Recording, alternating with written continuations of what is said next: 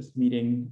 We tend to share this with our network, and I think folks get to watch it at a different time as well. But thanks everyone for joining us for this conversation. So excited to have this chat with Travis. We'll have about an hour, but try to make sure we have enough time for Travis to also learn a bit more about some of the work that we're doing as well. But before I formally introduce Travis, I thought it'd be great to just quickly go around and introduce ourselves. And considering we're a pretty small crowd right now, I think that'll be a quick intro. So why don't we just do a quick round of just introductions of organizations we're leading and the mission statement the mission that we're leading. So I'll get started. My name is Abhinav Kanal. I'm one of the co-founders of Little Big Fund. And I also run a nonprofit in Costa Rica called Bean Voyage, which provides training and market access to smallholder women coffee producers in most of the coffee regions in the country. Ashraf, do you want to introduce Naila and quickly about yourself? Hi, everyone. Hi, Travis. Nice to meet you. My name is Ashraf. I'm from Khartoum, Sudan. I'm an electronic engineer, and I have a company called Naila, and we work on the social and economic inclusion of amputees in Sudan and other developing countries in the region by creating affordable and high utility prosthetics. We're also trying to provide the bridge for higher eco-social opportunities for the amputees that we're trying to serve. Wow, cool. Mohit, do you want to go next? Yeah. Hi, everybody. My name is Mohit. Always a pleasure to be a part of the Little Big Convening. I run an organization called Canopy Nepal in Nepal, and we're trying to basically create educational accessibility for less privileged children here and trying to promote interactive learning here in schools. So yeah, very nice meeting you all. Nice to meet you, Mohit. Yael, do you want to quick, I feel like everyone here knows you very well. But... Yeah, I don't know. Sometimes when I keep introducing myself to the same people, I think it's a little, might be a little annoying. I'm just really grateful to be here. And the convenings are very, very fun. And whether there's 12 of us or there's 5 of us, I just really love these informal chats. And Travis, thank you for being a part of it and giving your time and your expertise and your experience and your ideas to this group. Thank you so much. You're in Guatemala, correct? Yeah. Yeah. You know, I just wanted to start off and say that, well, there's a lot that I want to talk about or ask you about regarding your experience, but I first just wanted to start off, and I know that with Maya as executive director, you know, you do a lot of wonderful things there. So just remind the group again of what you're doing as executive director with Maya. Sure. So great to be here, everybody. I'm the executive director. I'm a co-executive director is the way I should introduce myself. I have a counterpart. Her name is Norma. And she really runs the Guatemalan NGO side of things, and I run the US NGO side of things. I just happen to be in Guatemala doing that. And so Maya is centered on the idea of unlocking and maximizing the talent of young women to lead transformational change here in Guatemala. And in Guatemala, it's probably a lot like the context in which you guys are calling from, but a very unequal society, and in particular, indigenous women are the very bottom. And so our mission is to see how fast we can take them from the bottom to the top with their own potential and their own talent. So pretty disruptive given the history of colonization here in Guatemala, and doing that really in a model that we hope can redefine how this type of collaboration works. Obviously, I'm from Colorado, up the road a little bit from where Gail is right now, but I've lived here for about 6 years. I've been in the role for just over 11 years now as this co-ED, and my counterpart Norm has been there the entire time too. So yeah, I mean, I think we know the conversation today is really around philanthropy and how to ask for money, which I understand is a big part of what you guys are trying to figure out how to do. And I think there's a really great opportunity to explore new ways that are much more aligned with, I assume, the values of the folks on this call, and align more with impact, going beyond good intentions. I'm really excited to be here to talk to you all about this. Thank you. Yes. And though there is a focus, let's say, about fundraising, how to ask for money, what I like about these conversations is that we talk about operations and we talk about models and we talk about experiences so that we can all be thinking of how do we bring our host selves, how do we tell our story, and how do we make fundraising something that's a little bit more interesting and more wraparound and creative. So one of the questions related to that is, you know, you talk about being disruptive, which I really admire you in so many ways around how you disrupt things, and collaborative. And when I go to the Maya website, I see there's a heading that says our team. And there's many, many beautiful photos of women on your team. And so tell me something about your model of collaboration with such a large team. And then your model on how you are kind of changing up recruitment, how you're changing up bringing people in so that it really is collaborative, it really is participatory. And then related to that, what do funders think about that when they see how large and collaborative and participatory your team is? So I guess I'm assuming, and this is just saying my assumption out loud, is that we're all trying to figure out the more aligned way of doing things. And I think that well, certainly compared to most of us on this call, I've been doing this a lot longer. I don't know, Gail, you might have a few more years on me on this one, but it's been about 20 years since I started in this type of international trying to figure it out. And I think one way that it's traditionally been done, and that tradition unfortunately is very, very pervasive, is this hero-victim dynamic. And I think that a lot of folks, both the folks that go into this type of work and the folks who philanthropically support this type of work, kind of default into this mindset of, I'm going to rescue someone poor, someone who needs my help. And actually the intention of that act is great. We all want that. We all want to be compassionate and to be supportive of people, whether it's in our countries or outside our countries. I think the part that is more dangerous and kind of cancerous than is this issue of, like, if I'm a hero and I want to feel heroic, which I think we can all say feels actually pretty amazing. When you feel heroic, it feels awesome. But it tends to come at a cost, because to feel heroic, you must have a victim. And at least here in Guatemala, which is very close to the United States, it's almost too close in the sense that people come here looking for that feeling.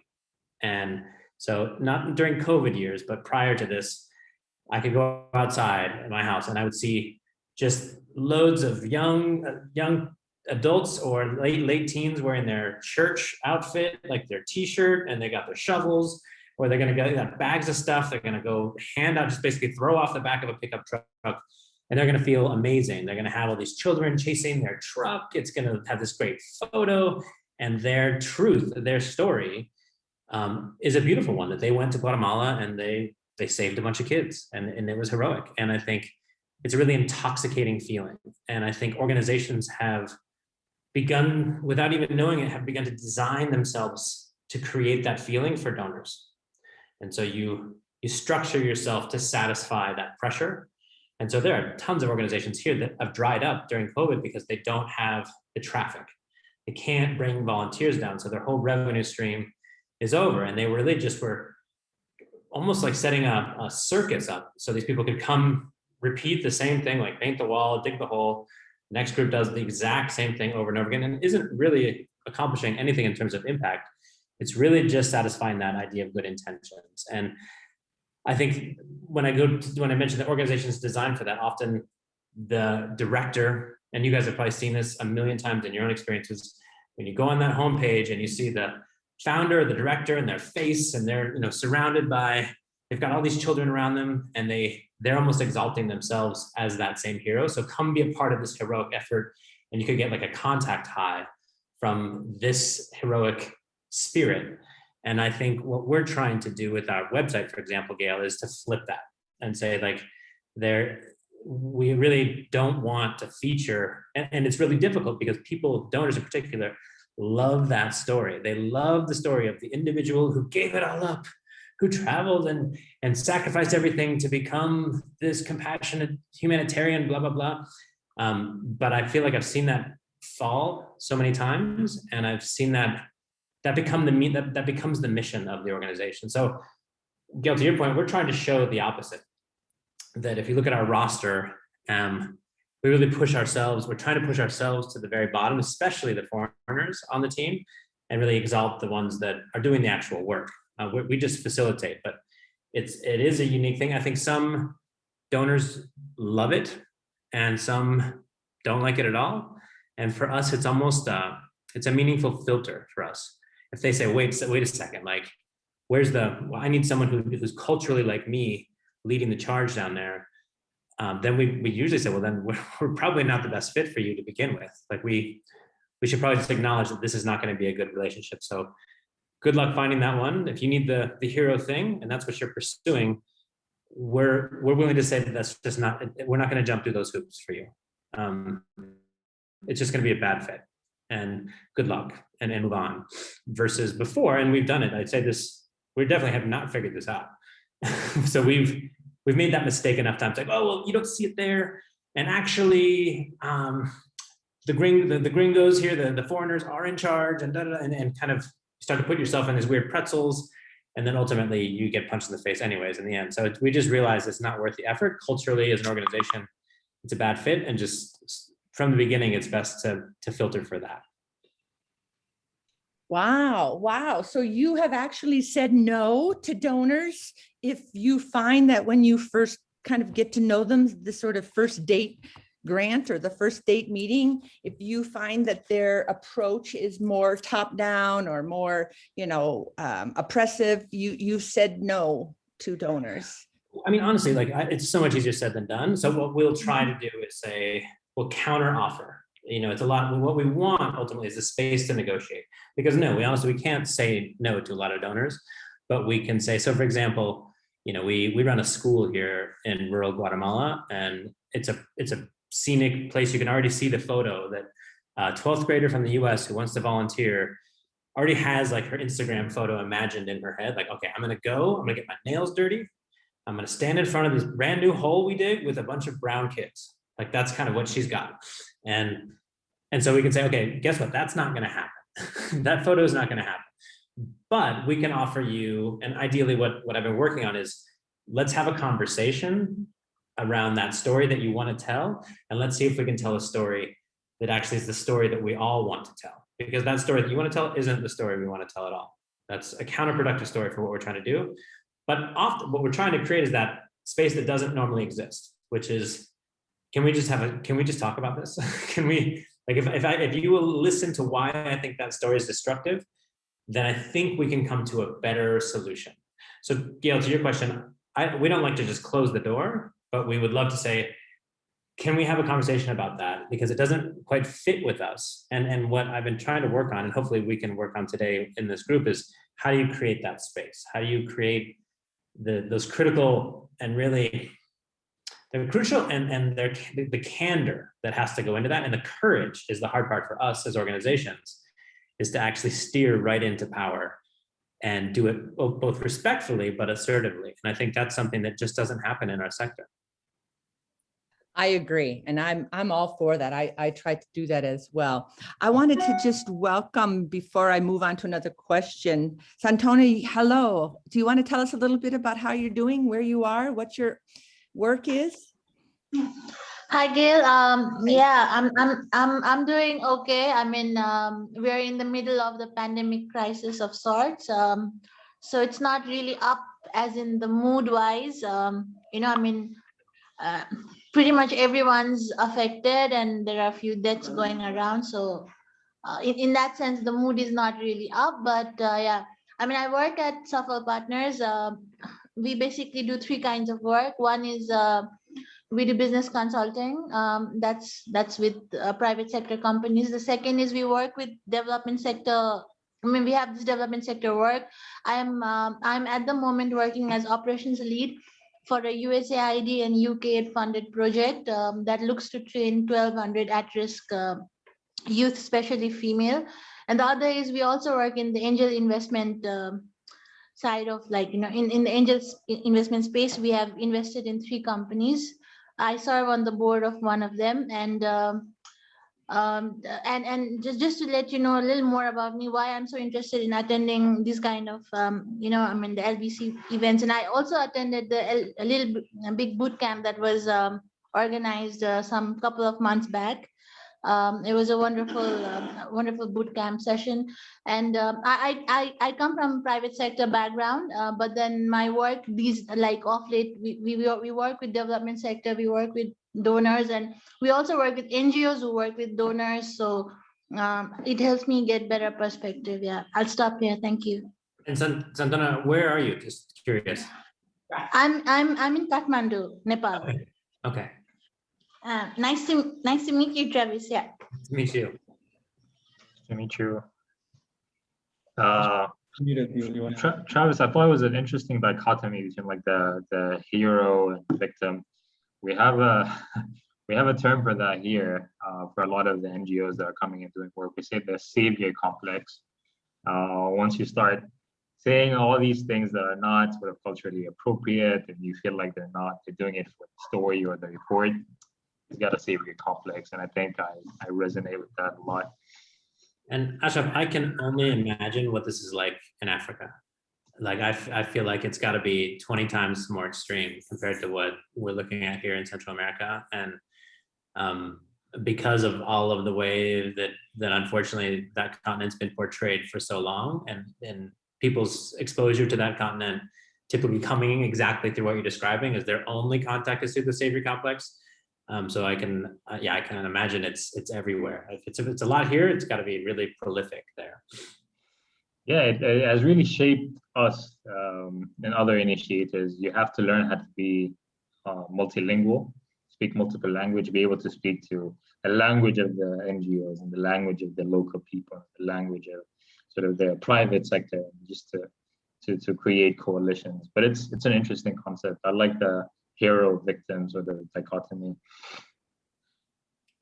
Yeah, it's I mean, I think at least in my world, we do a lot of our fundraising from the United States, and I think I don't have as much experience with Europe, for example, and fundraising there, but I know that we're just getting our toe in the water with some of the European stuff. It's difficult in a different way, but it's there they seem to be, at least generalizing, there's a higher awareness of that complex, but where I find it more difficult is there's a lack of awareness on making requests. I find that donors often make requests, whether it's a grant that this highly restricted funds where you have to submit receipts and all this, and just that unawareness of how much work that's actually taking away from you doing your work in the field. Like, what do they ultimately want is for you to be working in the field.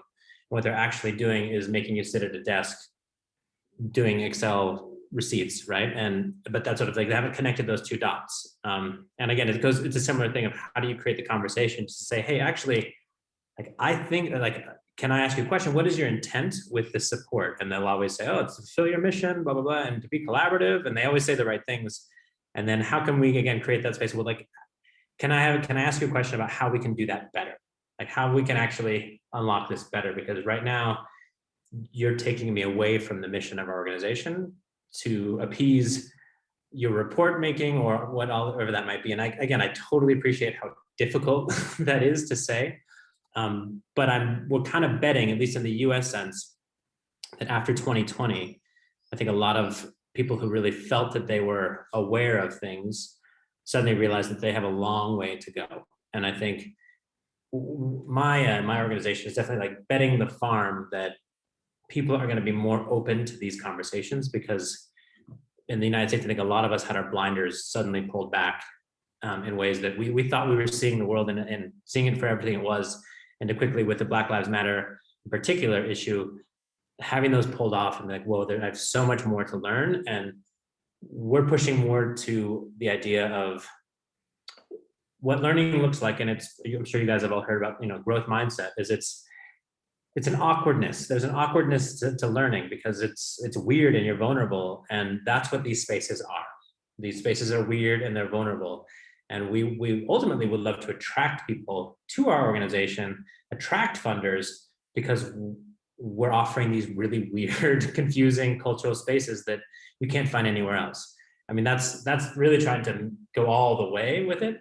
We're not there yet. We're not even close, but that's kind of, we're hoping that the trend is going to allow for that much more. Yeah, and it's so fascinating. I mean, Travis, my co-founder and I, we spent 5.5 hours last night till like 10:30 talking about this, especially around the hero complex and something that we termed as founder fascination, where our biggest thing is, so I'm originally not from Costa Rica, neither is my co-founder. We're both from Asia, actually, and so we're far away from being proximate leaders or anyone that is anywhere close to being qualified to actually lead the organization that we founded. Out of curiosity, out of exactly what you're talking about, we came in with a project with a friend, and that kind of got us interested in the topic. But for us, it was interest in the issue and interest in the communities we met. And now that we're almost 5 years in, we're starting to look at ourselves as founders and asking those questions of, are we that kind of saviors that Ashraf mentions, being placed here and taking that helm of being the ones representing the organization. And our biggest crux has been figuring out how to remove that fascination that people have, especially funders, from like founders, right? Like funders are so fascinated by the founder story. And we talk about this in our classes so often. We talk about writing your story and telling your story and how to remove that and still keep that excitement from funders to continue funding the work, because we have an amazing country manager who's from the country. We have an amazing program manager who's from the community. We have facilitators, all of whom are coffee producers or children of coffee producers. We feel ready to, start maybe doing other things around expanding the work and looking at strategizing. And yet I feel like us being in Costa Rica and being present is a really fascinating thing for funders. And so I just really related to what you just said as well, in terms of kind of that reality and having that tough conversation. Yeah, and how can we, how do you keep yourself in check, right? Because you could probably, especially your story, wait, what? You came from Asia and now you went to Costa Rica, what? Tell me this whole thing, and I can see how, it'd be really, and I feel the same thing, falling into the story, I am the story, and the story is my organization, and my story gets told through this organization, and how easily that becomes the entire thing because it works. I mean, look at all the individual awards that go out, not to organizations, but to individuals and organizations. And all those train wreck stories we keep reading about of the ED that just goes above and beyond narcissism and just destroys things, particularly in the girls' education sphere. At least those are the ones I'm participating or I'm watching. And it seems like a really vicious cycle. One book that I read, and he's got a bunch of books now, is Adam Grant's Give and Take.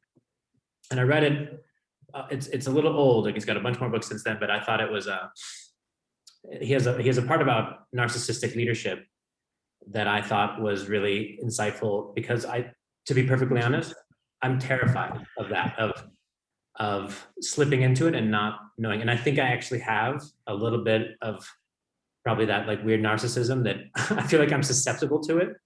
And so I'm always really scared and nervous at an event, or when I get a microphone in my hand at almost like an alcoholic getting a drink. I feel like I've got a potential for falling into it, and it's terrifying to me because I've seen it. So this book really helped me.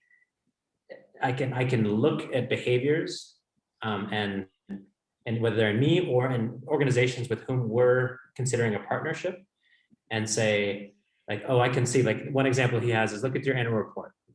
Look at an annual report of a company or an organization and just look at their photos. What do you see? Who's the protagonist in those photos? Is it a story of we, or is it a story of I? And is it who's signing that letter, and who's doing the work? Who's communicated and doing the work? And often those sort of founder stories is always the founder on the cover, and there's the founder again with the brown kids, and it's very easy to detect.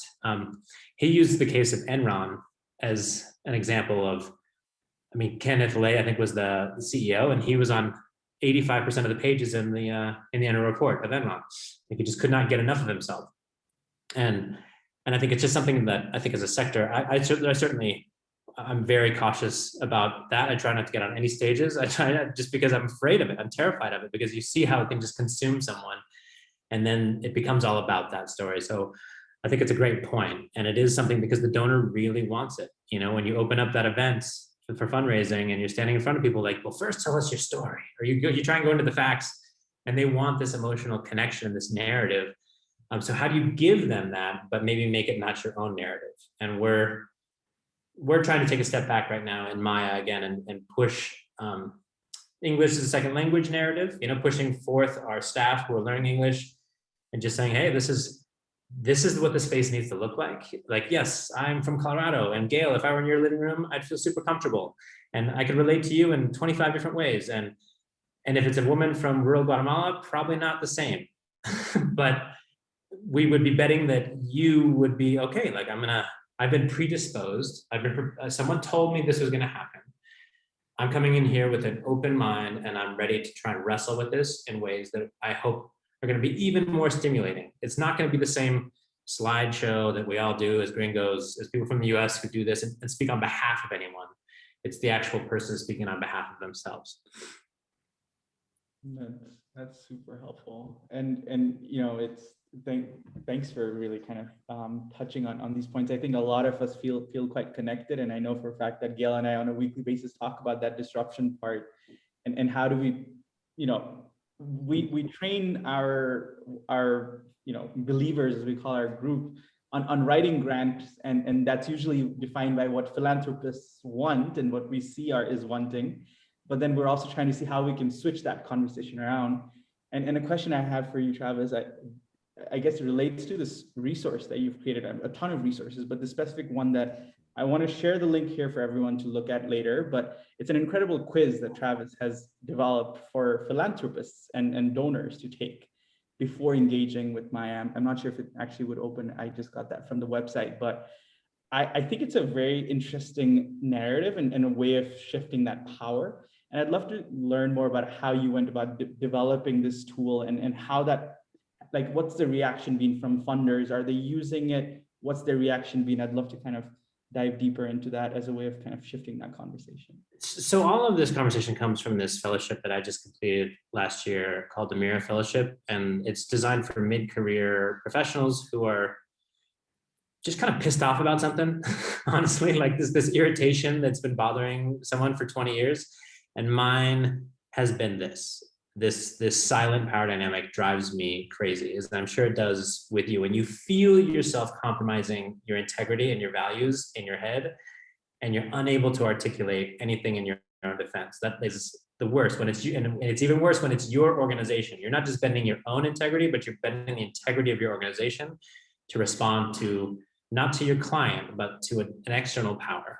So this quiz that you're mentioning is part of a 3-step process that I'm working on, which is, the first part is this piece that we've been discussing so far, which is just aligning expectations. How can we make sure that this is a good fit? How do we create the space to have that really honest dialogue about what this should look like? What do we want? What do you want? Are your rules set in stone? Because oftentimes we assume that in the case of a foundation, like, oh, you're not negotiable. I can't even talk to you, you know, like you don't even exist in real flesh. But oftentimes the foundation does. They're totally eager to engage. They just no one's ever asked them to. And so what we were working on is like, how do you create? And I'll post in it starts with this. So this is Maya's version of, we're trying to just put out there, this is how we engage with donors. This is how we like to operate, and trying to be really proactive about it.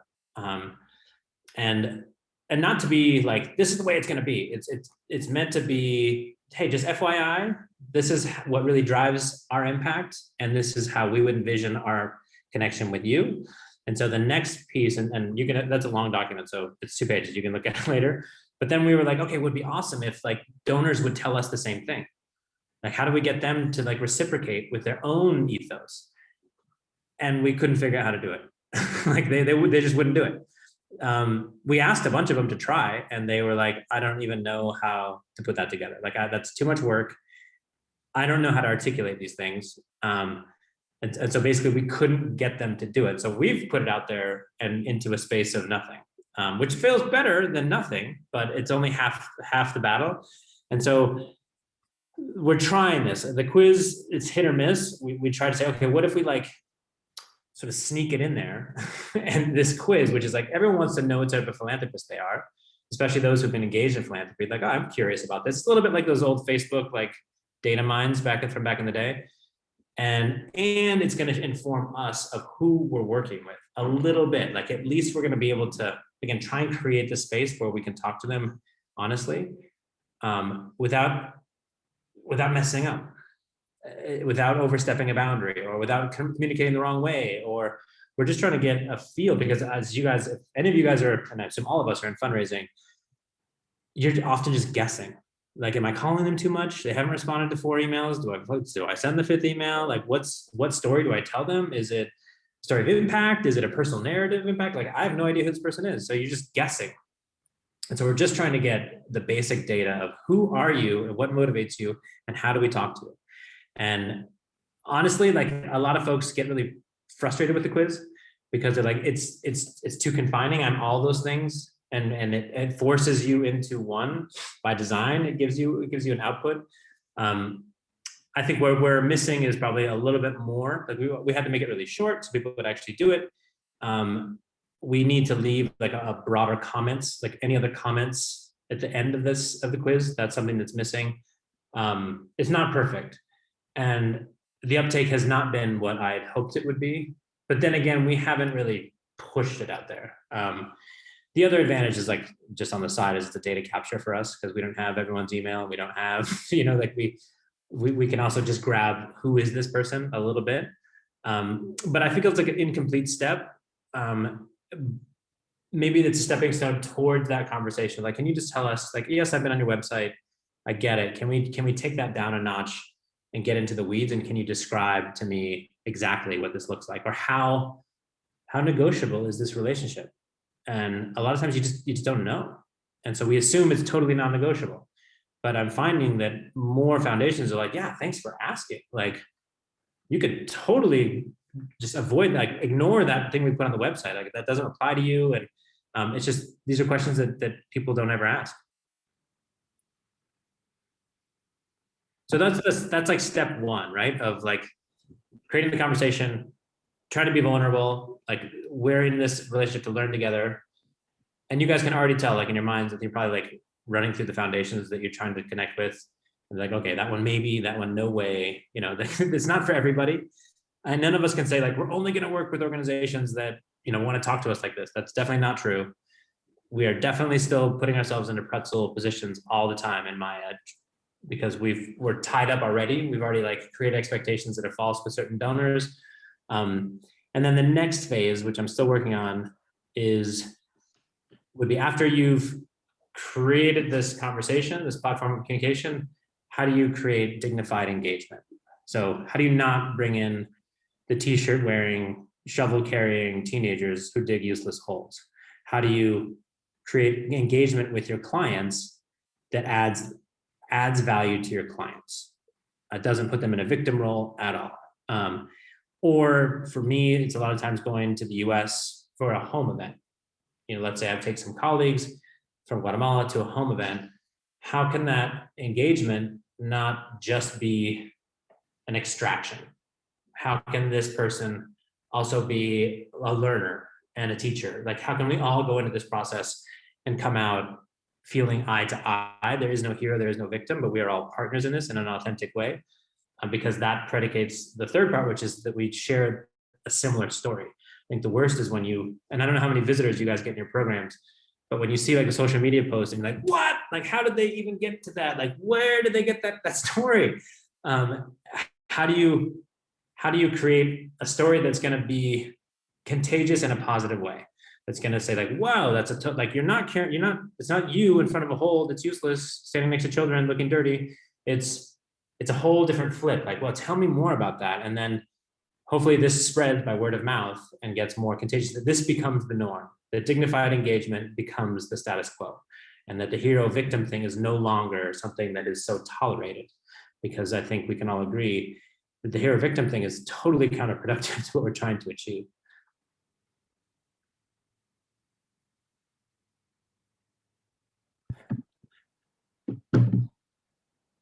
How was your experience with sort of local foundations or local patrons in Guatemala, for example, when it comes to funding?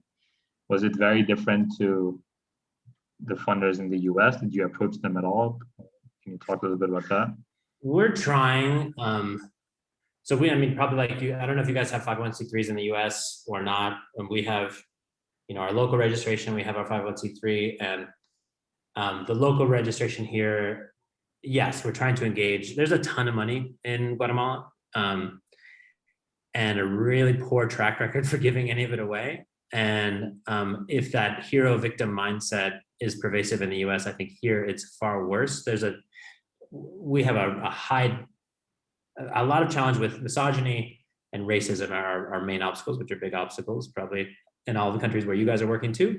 And so that it's not even a hero victim, but it's just more straight charity. Like, yes, I'll help you. And here's all the clothes from the back of my closet that I do not want. And now we're good, right? Like we've done it. There's a real reluctance to engage with indigenous women and non-indigenous populations. Like they just have not mixed in 500 years. So it's hard to just try and create those bridges.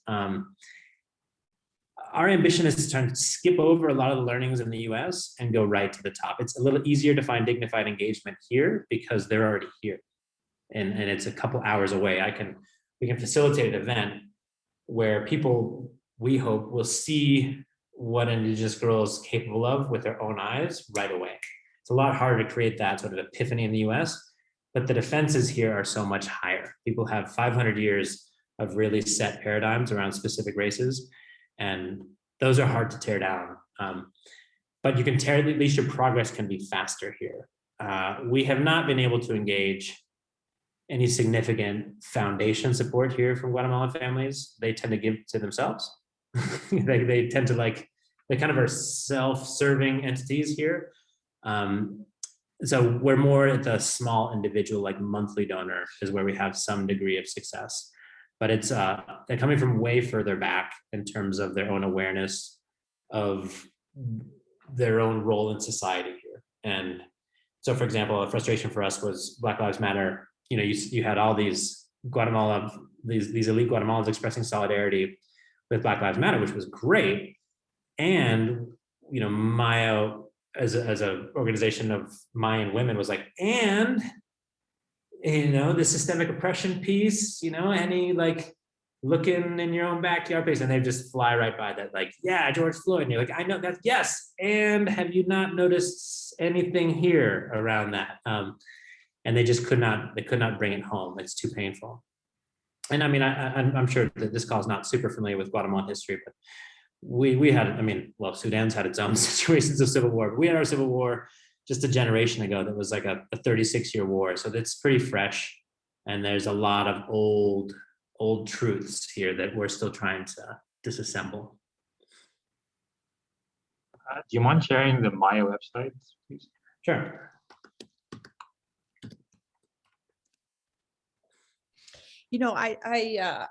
I just really appreciate your thinking, Travis, and everyone's thinking. And I have for, the 20 some years that I've been involved in this arena. I've always been shy like you. I've always been and shy is just my word for it, but hesitant, right? About very self-conscious, let's say.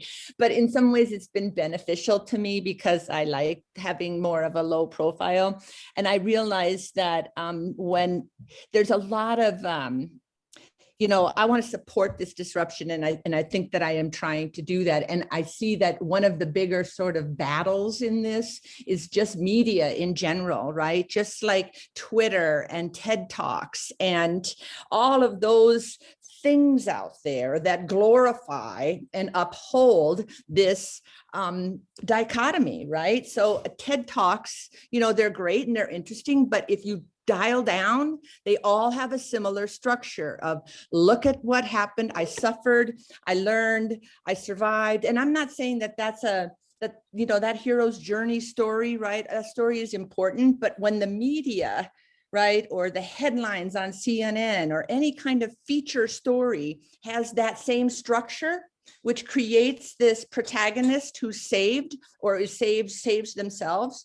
So I think that just the whole idea of how story is broadcast in our world, and if you're not somebody who does that, right, you're more, I would be curious to hear about how other cultures, embrace promotion, right? What does promotion mean? What does storytelling mean in another culture that's not an American-based, capitalistic-based, media company-driven? I'd be curious to see if there are ways to embrace just how are success stories, how is impact, how is dignity, how is thriving actually communicated? What are the structures of story, right, in other countries? Because I think that I could learn a lot. I think we could all learn a lot from that. That's a great question. I can't cite Guatemala evidence as much. The story of Indigenous women has never really been told. So I think it's, and I assume a lot of the cultures that are represented on this call are different from the US, and that at least in Guatemala, it's a much more communal, it's a community-based versus the US, which is TED Talky, Ashoka, super individualistic, David Goliath story, right? Which is again, sort of a hero victimish sort of dynamic. We wrestle with it all the time. People are so eager. They're so eager to grab on. Like anytime we do a home event or anything like that, they're like, oh, I just want to hear from, Vilma or whoever's talking. They're like, okay, you are the one that's going to grab onto you. And maybe it's just such a tangible thing, and making the other more, so tangible, I think is really, really challenging. I think language is powerful. I think we're trying with, so in Maya, we call our students girl pioneers. And so just using that as the platform, like the platform is a girl pioneer, and you might be talking to Isabella, you might be talking to Maribel, but that is the platform. And so that can switch. Whoever's on the stage can switch. But maybe through the use of codifying certain language to create the stage from which people can then operate. So we're tinkering a little bit with it of like, you're kind of satisfying that need to have an individual, but the individual can change. I think that's our approach to it, but it's not always clean. And you can see people are sometimes dissatisfied with it. It's the same as and I don't know, the dynamics of organizations are all different, but perhaps you guys have come across this desire for the sponsor. Like, I want to sponsor somebody. I need a personal story. Like, I need the refrigerator letter on, like, I need to see it every day. And I think it's similar. It's a similar dynamic of personifying a problem and single-handedly solving it. And I think the ambiguity of like, yeah, but if I don't know her name, I don't know what's happening, and it's just too diffuse for me. And we're constantly trying to flip the sponsorship thing around. Like, it's not, you're not going to do that, but we're going to try and offer you something similar, but it's never quite as clean. People just want it, and they're used to it. And again, disrupting that status quo in that realm, it is really, really tough. But I think we got to figure this out. Like, the old way is not working.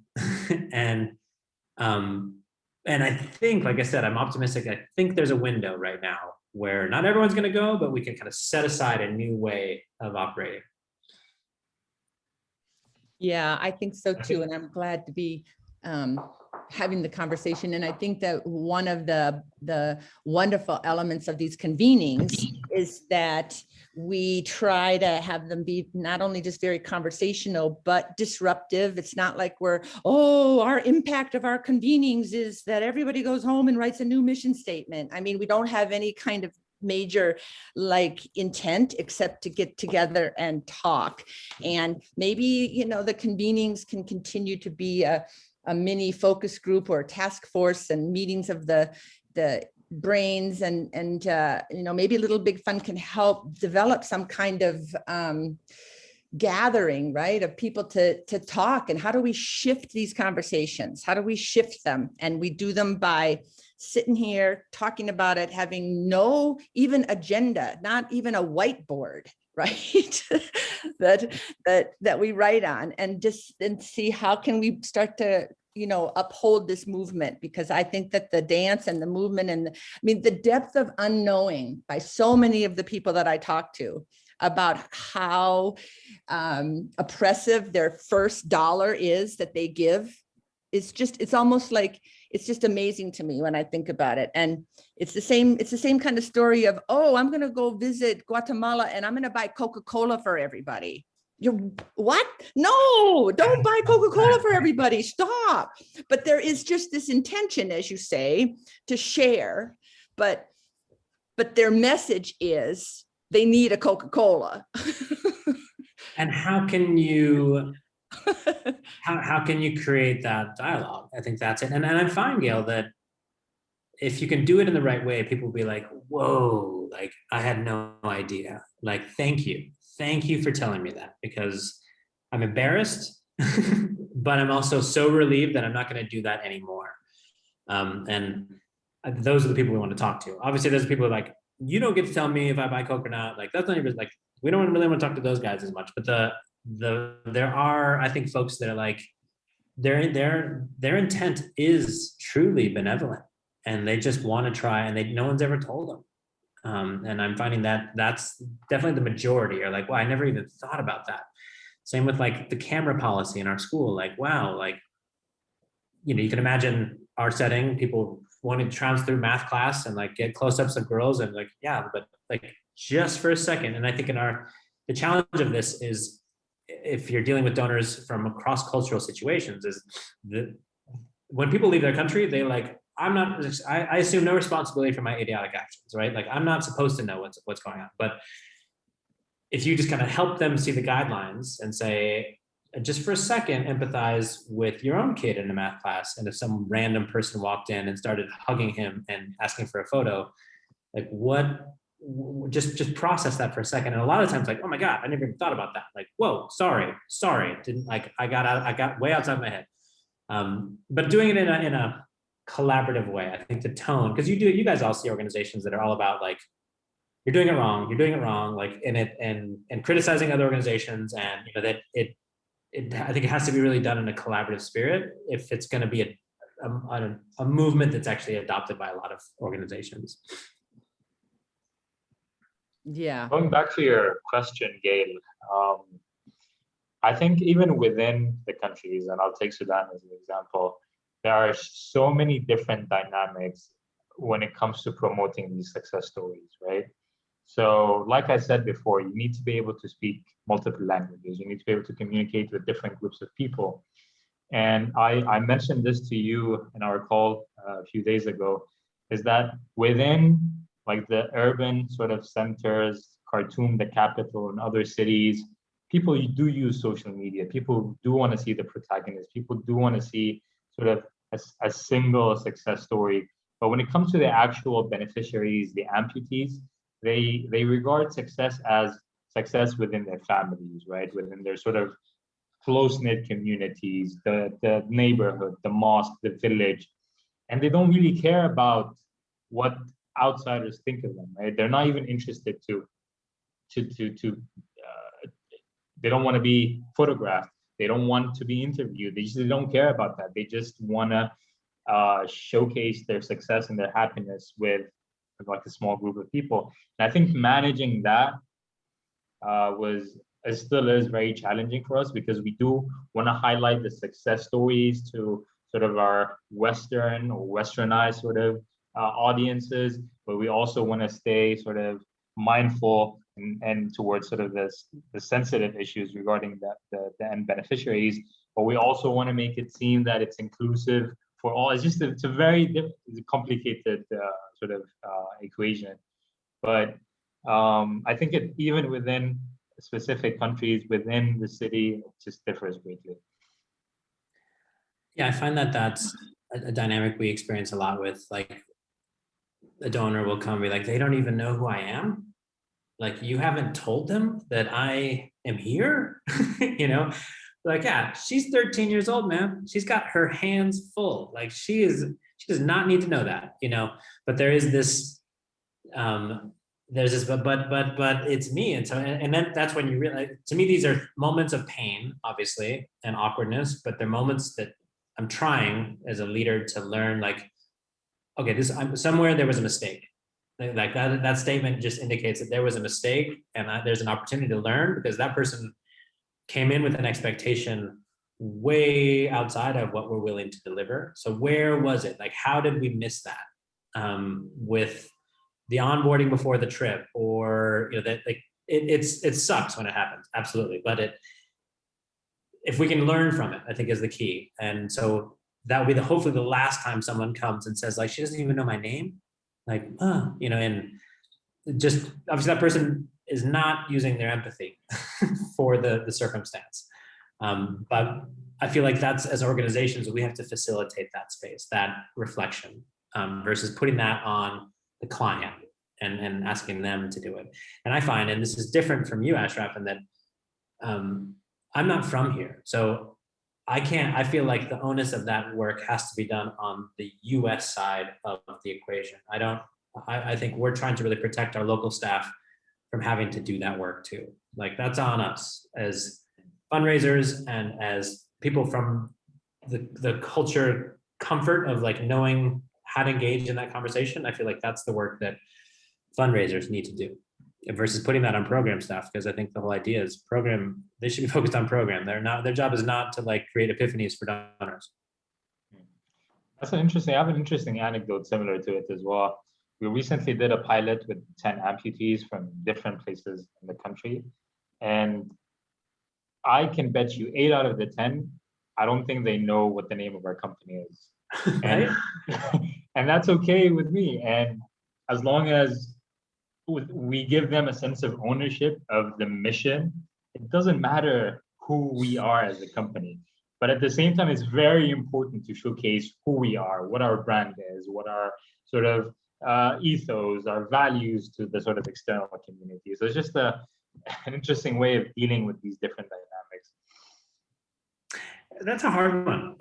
We wrestle with that a lot too, of when do we get credit as an organization for an individual's achievement? You know, like how annoying would that be if your university was coming after you 5 years later, like, hey, you should have shouted us out on your like LinkedIn, because that was really thanks to us. Like, I get it. We all want the PR, but there's also this part of like, yeah, but you did it. You know, your clients did it. And I don't know, it's vision versus over visibility, right? Like, I think that's the decision that a lot of us are confronted with. And ideally we pursue vision, but there is that pressure always of like, yeah, but you're going to be in that conference, and if you just say our name, you know, I think it's a tough one.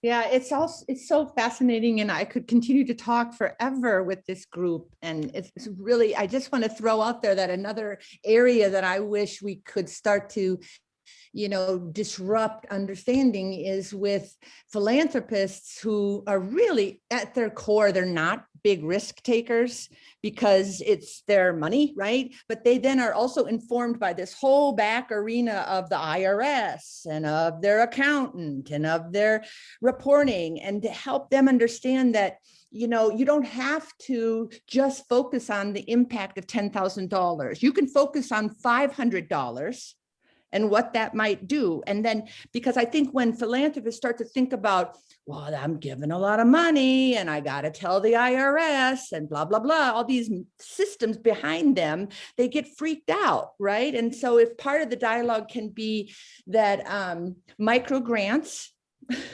are really good, and microgrants might help you lessen your nervousness and therefore open the door a little bit towards this particular person with this particular family who ended up having more time together for these reasons. I mean, I'm just brainstorming here, but part of the conversation needs to also include helping philanthropists be so unafraid, right? Like, just take a risk. It's okay.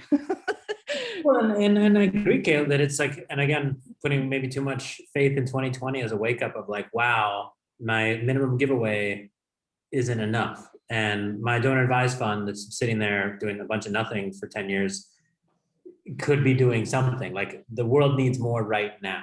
There's an urgency to things right now that wasn't there 2 years ago.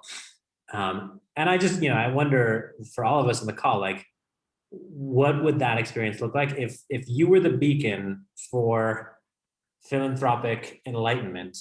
If people came to your organizations with that in mind, what would that look like? I think that's a beautiful place to design backwards from, of like, okay, well, that would be a really honest dialogue around race and around misogyny. In my world, that would be like, and what privilege and entitlement looks like, and what is impact versus intention. Like, I'd love to have an all-day seminar with the donors on this in Guatemala, and because I know that there are a ton of philanthropic advisors, Gail, like that you're mentioning, like these intermediaries, whether they're your tax person or and sometimes they're amazing, those philanthropic advisors, and sometimes they're complete goalies. Like they just block everything coming their way. But I can appreciate there's other intermediaries that need to be a part of this conversation too. And but I think the sweet spot is probably the Family Foundation in my mind.